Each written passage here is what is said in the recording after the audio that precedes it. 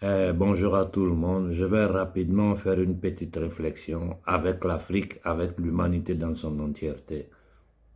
Mais comment on peut venir nous parler de droit international, des conventions de Genève, pendant qu'un État peut se permettre d'attaquer le siège diplomatique d'un autre État en tuant les officiels de cet État? Et dans le monde entier, il y a un silence total. Le pays des droits de l'homme qui est la France, c'est-à-dire le gouvernement Rothschild de France, est dans un silence total. L'Union européenne est dans un silence total. Les Nations unies sont dans un silence total. À part la Russie qui a fait des déclarations claires en condamnant cet acte barbare, le reste du monde qui s'est autoproclamé le monde civilisé, qui s'est baladé sur la planète, a donné des leçons de moralité, de démocratie à tous les autres peuples du monde, sont dans le silence. Nous sommes en train de vivre un génocide à ciel ouvert aux yeux de tout le monde et surtout les pays arabes. Ce qui me dépasse, c'est que c'est les pays arabes qui sont encore plus silencieux que tout le monde. Des pays comme l'Égypte qui sont dans un silence total. Tout ce qu'ils savent faire, c'est créer des barrières pour empêcher aux réfugiés de pouvoir arriver sur le sol. Tout ça là, c'est pourquoi? C'est parce que l'Égypte est endettée jusqu'au cou. C'est parce que l'armée égyptienne est sous le contrôle des Américains. Quand nous voyons ce qui se passe dans ce monde-là, où ceux qui se proclament, ceux qui se sont autoproclamés les garants d'une convivence mondiale, éthique, morale, basée sur des règles bien claires, des règles démocratiques, dans le respect des droits internationaux, sont les premiers à ne pas les respecter. Comment on peut s'asseoir, voir un autre pays bombardé, si un autre territoire, l'ambassade d'un autre pays, tuer ses officiels? Mais nous sommes en pleine barbarie, c'est fini. C'est fini, il n'y a plus de droit international, il n'y a plus de convention, il n'y a plus rien. C'est le Far West. Et ni l'Union européenne, ni la France, ni l'Italie, ni aucun pays du monde ne condamne cela. Posez-vous des questions. J'ai commencé par là pour arriver au Mali. Parce que c'est batraciens qui sont au Mali en train de parler d'élections pendant que le pays est en guerre. Le colonel Koïta doit faire deux petites choses. Ça, là, Macron, le gouvernement Rothschild de France l'a fait. Le droit de réquisitionner les biens personnels des gens, le droit d'enrôler les gens en cas de besoin, si la France en a besoin pour aller au front. Colonel Koïta, rapidement, il faut faire sortir deux décrets. Et tu ramasses tous ces politiciens, tu les envoies au nord du Mali. S'il te plaît, fais-nous ce plaisir. Tous ces gens qui sont allés s'arrêter pour parler des droits constitutionnels, là, il faut faire deux décrets en Ukraine. Là. On va chercher les gens dans leurs maisons. Dans les maisons, on rentre pour les prendre, pour les envoyer au front. Il faut faire deux décrets pour ramasser tous ces politiciens, tous leurs enfants qui sont en âge de combattre, leurs familles, les envoyer tous au nord du Mali pour qu'ils aillent combattre. Ils sont patriotes, ils veulent l'ordre constitutionnel. Ils vont avoir l'ordre constitutionnel là quand le Mali sera libre. Parce que pour le moment, l'AES est en guerre contre les marchands de la monnaie, de la dette et de la mort qui gouvernent ce monde-là. Qui permettent, là, en plein 21e siècle, une barbarie et personne n'ose ouvrir la bouche pour condamner. Ça là, nous, en Afrique, ça doit nous faire réfléchir. Ça doit nous faire réfléchir. Surtout à nos frères du Congo. Quand on peut attaquer les ambassades d'un autre pays, tuer les officiels, c'est-à-dire les diplomates, et il y a un silence total des Nations Unies. Vous pensez que nous, qu'eux, ils ne considèrent même pas comme des êtres humains, là. Ils vont faire quelque chose pour nous. Si nous ne nous levons pas pour combattre, nous pouvons combattre, gagner ce combat-là sans violence. Je vous jure, sans violence. Oh, mes frères du Congo, levez-vous. Encerclez-moi ces ambassades-là. Encerclez les ambassades des États-Unis, de la France et de la Grande-Bretagne. Pacifiquement, il faut aller vivre devant leurs ambassades. On ne demande même pas à tout le Congo de s'élever. 10% de la population congolaise, c'est-à-dire 10 millions de Congolais, encerclés, les autres là, eux, ils bombardent, ils tuent. Nous, on ne bombarde pas, on ne tue pas quelqu'un. On va encercler les ambassades. Personne ne rentre, personne ne sort. Et si ça sera nécessaire, on va leur enlever l'eau et le courant. Mais la guerre à l'est du Congo doit s'arrêter. C'est la seule solution que nous avons. Devant ces barbares-là, il faut agir avec paix, mais avec détermination. Que le monde entier voie le peuple congolais sur pied, accusant directement les responsables de cette guerre par procuration. Quand des assassins, des criminels comme Kagame, les élections se préparent au Rwanda, il n'y a pas d'opposants. Il n'y a pas d'opposants. C'est-à-dire, c'est inutile, c'est de la foutaise. Faire croire, c'est ce qu'ils appellent la démocratie. Mais il y a quelle démocratie au Rwanda? Il y a quelle démocratie au Rwanda? Où ils ont placé un criminel, un psychopathe, au service du World Economic Forum. On l'invite dans ce forum-là, on lui donne le fauteuil, il est assis. Mais c'est de la foutaise. Les gens se foutent de nous. Mais tout ça, c'est la faute du peuple africain. C'est notre faute. Parce que ces dirigeants, un petit groupe de personnes ne peuvent pas tenir des centaines de millions d'êtres humains dans ces conditions. Quand au Togo, les gens me disent qu'on il faut parler du Togo, j'ai dit, mais le problème du Togo est simple. Il faut que le peuple togolais s'élève. Et nous avons un mal en Afrique. Nous avons un cancer en Afrique. Tant que nous ne soignons pas ce cancer-là, nous ne nous en sortirons jamais. L'ethnicisme, le tribalisme. Quand quelqu'un arrive au pouvoir, l'armée devient l'armée de son ethnie. Il prend les gens de son ethnie, il les place à tous les points stratégiques. Il s'est fait protéger par son ethnie, par les gens de sa région. Mais l'Afrique ne peut pas aller en avant. Dans ces conditions, nous irons nulle part. Ce sont les capacités d'une personne qui doivent permettre à cette personne-là d'arriver aux plus hautes instances de la direction d'un pays. Pas parce que vous êtes de même ethnie, pas parce que vous êtes des amis, pas parce que vous êtes de la même famille. Aujourd'hui, où la jeunesse africaine est consciente, tout ce qu'il nous reste, c'est le courage de nous lever. Personne n'a jamais dit à quelqu'un de prendre les armes en Afrique. On dit simplement, levons-nous et faisons entendre notre voix. Imaginez-vous 10 millions de Congolais qui encerclent l'ambassade des États-Unis, de la France et de la Grande-Bretagne. Le monde entier va trembler. Ça, c'est la seule chose qui fait peur à ces gens-là. C'est la seule chose qui peut les détruire. C'est-à-dire, c'est comme un virus mortel pour eux. Voilà pourquoi à l'intérieur de l'Afrique, il y a des gens qui sont là pour travailler contre cette initiative que je suis en train de lancer depuis 10 ans. Des Africains qui font tout pour empêcher cela. Des gens qui sont payés pour ça. Des gens qui savent que si les Africains arrivent à faire ça, tout leur jeu de politiciens, tout ça, c'est terminé. Des gens comme Nasra qui sont là, financés, payés par eux, il est dans le beurre. Les Tchadiens se sont fait tuer pour des gens comme ça. Et ils sont là, on parle de bons gouvernements, ils se foutent des Africains. Quand le problème réel de l'Afrique, là, tout le monde connaît, c'est notre autodétermination. Et cette autodétermination-là passe par quoi? Par quoi notre autodétermination passe?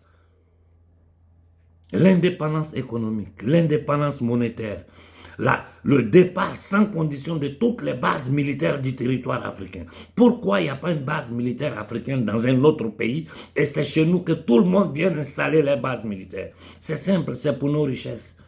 C'est pour continuer à nous piller. Hier, je vous ai dit, pendant plus d'un demi-siècle, le Niger a donné le courant à la France. Au Niger, il n'y a pas de courant. Ceux qui parlent d'ordre constitutionnel au Mali, ça fait 75 ans que vous êtes au pouvoir. Ce que vous appelez démocratie, là. Les résultats sont sous les yeux des Maliens. Ils n'ont pas d'électricité, ils n'ont pas d'eau potable. Hier, on m'a envoyé une petite vidéo où ce sont des villageois qui sont obligés de construire la route pour raccourcir le trajet entre leur village et la capitale. Sinon, ils sont obligés de faire un contour de 90 km. Pendant 75 ans, vous n'avez pas été capable d'offrir une route à des villageois pour leur faciliter la vie. Ils n'ont même pas d'eau. Ce sont eux-mêmes qui se créent. Hein, ils créent des puits dans les roches pour pouvoir récupérer un peu d'eau potable. Vous, les politiciens, vous êtes là, vous êtes couchés à Bamako, votre ventre est rempli, votre famille vit dans le beurre, vos enfants sont en France en train d'étudier. Ils sont dans le monde, vous êtes dans l'opulence. Le reste du Mali est dans la pauvreté. Nous sommes attaqués par des terroristes créés par ces mêmes entités démoniaques qui gouvernent l'Europe. Et vous venez vous arrêter devant nous, Africains, qui sommes dans ces conditions de non-vie, pour nous parler de retour de l'ordre constitutionnel. Mais vous vous foutez de notre gueule. Koïta, envoie-moi tout ce monde-là au front. En France, il y a une loi pour ça. En Ukraine, ils le font. Partout dans le monde, quand un pays est en guerre, tous les fils du pays sont appelés sous le drapeau. Ceux qui sont là, ils disent qu'ils sont patriotes, ils veulent l'ordre. Il faut les envoyer au front. Quand ils vont revenir du front, ils vont venir nous parler d'ordre constitutionnel. C'est quoi ça? C'est quoi ça? Quel peuple nous sommes? Où nous voulons arriver? Quels sont nos objectifs? Quelle est la stratégie?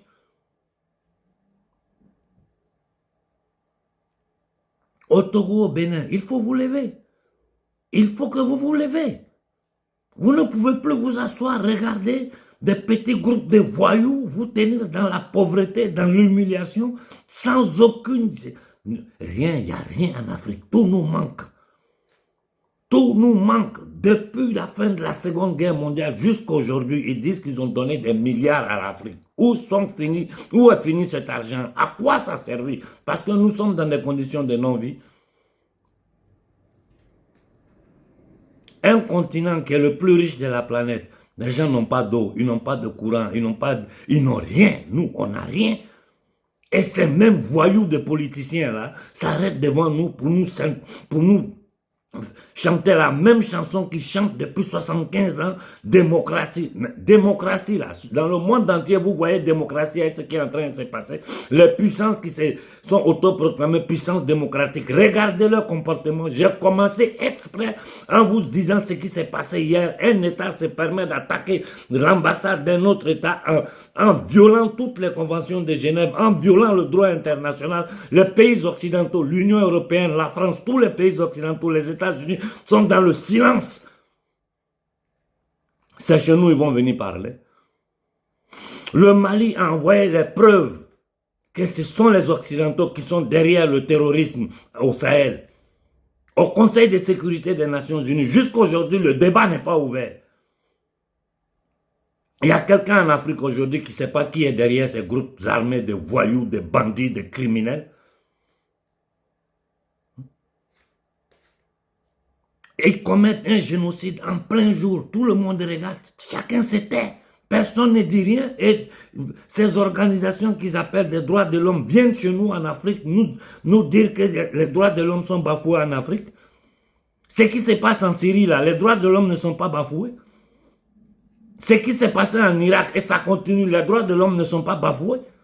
Ce que les gouvernements Rothschild sont en train de faire ici en Occident, les droits de l'homme ne sont pas bafoués. Ils ont créé toutes ces structures-là pour légaliser, pour légitimer leur banditisme dans le monde. Comme ils ont créé cette fausse monnaie qui est sous leur contrôle à travers cette monnaie, ce système monétaire et économique, ils endettent tous les pays du monde, ils font chanter les dirigeants du monde, même si une grande partie des dirigeants de ce monde font partie des loges internationales, ce qu'on appelle des horloges. Donc ils prennent des ordres directement de ces loges-là, ils les appliquent sur leur peuple. La France peut se présenter devant n'importe quel pays du monde aujourd'hui pour parler de démocratie. Le gouvernement Rothschild de France peut le faire. Ils savent que nous savons qu'ils mentent. Mais ils se fichent pas mal parce que ce sont des démons. J'ai dit ce sont des démons incarnés dans un corps humain. Je demande le soulèvement pacifique populaire. Il faut que l'Afrique s'élève. Oh Afrique, lèvons-nous. Il faut que l'Afrique s'élève. Je reviens encore de nouveau dire au colonel Koïta, c'est toute l'Afrique qui te demande. Ce n'est pas Konaré, ce n'est pas les Maliens.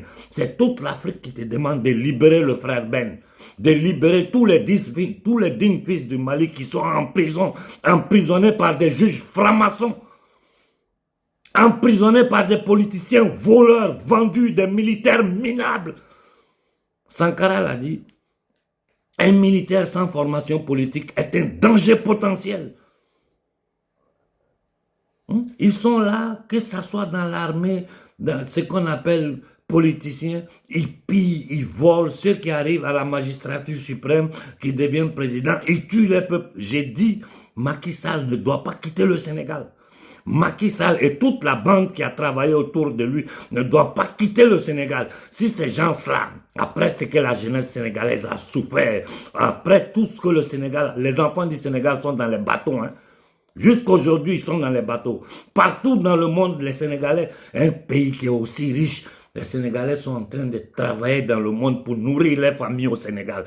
Si ces gens qui sont responsables de ça, ces soi-disant intellectuels, politiciens sénégalais qui ont participé à ce que toute l'Afrique a suivi en direct, quittent le Sénégal, sans passer devant la justice, être condamnés, être mis en prison et récupérer tous les biens qu'ils ont volés, Ousmane Sonko et ton équipe, vous aurez affaire à nous. Ça veut dire que vous avez sacrifié les Sénégalais pour arriver au pouvoir, pour faire la même chose que les nègres de salon sont en train de faire. Et je vais le dire ici clairement à Ousmane Sonko, devant toute l'Afrique. La première des choses à faire, c'est sortir du franc CFA, annuler tous les contrats coloniaux et demander le départ de toutes les armées d'occupation du Sénégal. Si tu n'es pas capable de ça, toi et ton équipe, dégagez. Il y a des Sénégalais qui sont prêts à le faire. Le Sénégal a toujours été le pays au service des impérialistes. Et pourtant, moi je vous ai dit, j'ai vécu au Sénégal, j'allais au quartier ministériel, j'étais au point E. J'ai eu l'occasion de parler avec des dirigeants sénégalais. Je connais bien le Sénégal, mais les intellectuels sénégalais, c'est des gens préparés, c'est des gens qui savent. Mais ils sont dans l'hypocrisie. Tout ce qu'ils aiment, c'est qu'eux, ils sont assis là, dans le quartier résidentiel, eux, leur famille. On vient, on leur commande un peu d'argent, ils sortent, ils sont adulés par le peuple, aimés par le peuple. Les griots chantent les louanges, alors que vous volez, vous vivez des deniers publics. J'ai dit, c'est de ça que France Fanon a parlé le siècle dernier, les risques que l'Afrique courait, avoir des nègres de salon à la tête des pays africains pour continuer le colonialisme, l'impérialisme, c'est-à-dire le patron s'est déplacé, il a mis des noirs devant, mais c'est les noirs qui continuent à faire le travail de pillage, de maintien du peuple africain dans la misère. C'est ce qui se passe en Afrique. On les appelle intellectuels, des gens comme Nasra. Ou intellectuel de Nasra, un petit garçon, un jeune de rien du tout, qui n'est même pas capable de défendre son peuple. Les gens au Sénégal, au Cameroun, vous parlez de Kamto. Kamto dit quoi de concret? On peut attaquer les Ouattara, les Yerdama, ceux-là, nous savons tous ce qu'ils sont. Mais cette nouvelle génération, ces nouveaux politiciens, l'Afrique est en train de mourir à petit feu. La souffrance qu'il y a en Afrique, on sait, mes téléphones sont remplis de messages. J'enlève le son parce que ça arrive, de partout, la jeunesse africaine est désespérée. Les Africains sont désespérés. Et vous êtes là, vous nous parlez d'ordre constitutionnel pendant que les Américains qui sont derrière la barbarie que notre peuple est en train de subir, les attaques au Sahel, tous ces terroristes-là, c'est l'œuvre de la CIA, de l'MI6, du Mossad, de la DGS française. Le monde entier le sait. Ça suffit avec cette hypocrisie. Il faut que l'Afrique s'élève. Nous n'avons pas besoin de violence. Nous là, écoutez-moi quand je vous parle. Vous, jeunes leaders panafricains, société civile africaine, je parle à toute l'Afrique, des plus âgés aux plus jeunes. Il faut que l'Afrique s'élève. Il faut que nous envahissions les rues de toutes les grandes villes d'Afrique, des villages. Il faut que le monde entier voie le peuple noir, le peuple le plus meurtri. Depuis 6 siècles, ces gens nous tiennent en condition. Même les animaux vivent mieux que nous. Nous allons continuer à nous asseoir, à écouter des indignes nous parler d'ordre constitutionnel de ceci. Koïta, envoie-moi tout ce monde-là au front. Ils n'ont qu'à eux, leurs enfants qui sont en âge de combattre, envoie-les au front. Ces lois-là existent ici en Europe. Pourquoi chez nous en Afrique ça n'existe pas? Et toutes ces ONG qui se baladent en Afrique là, ils n'ont qu'à rester en Europe pour faire leurs déclarations. Ils mettent les pieds en Afrique. J'ai dit à la jeunesse africaine, vous savez où sont leurs sièges, vous savez ce que vous devez faire. Aux Congolais, je vous en supplie,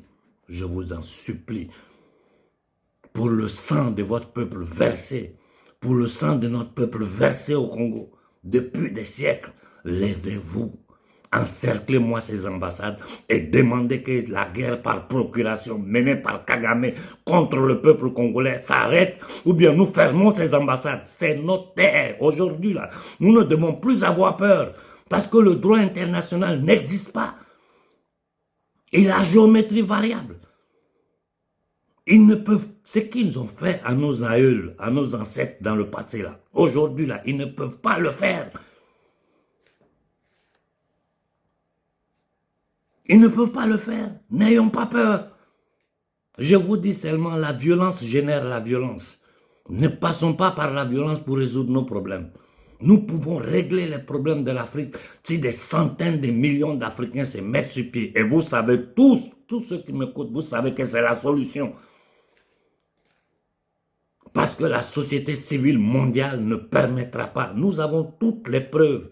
Depuis qu'on enchaînait nos ancêtres jusqu'à aujourd'hui, le système d'esclavage moderne, c'est sous les yeux de tout le monde sait.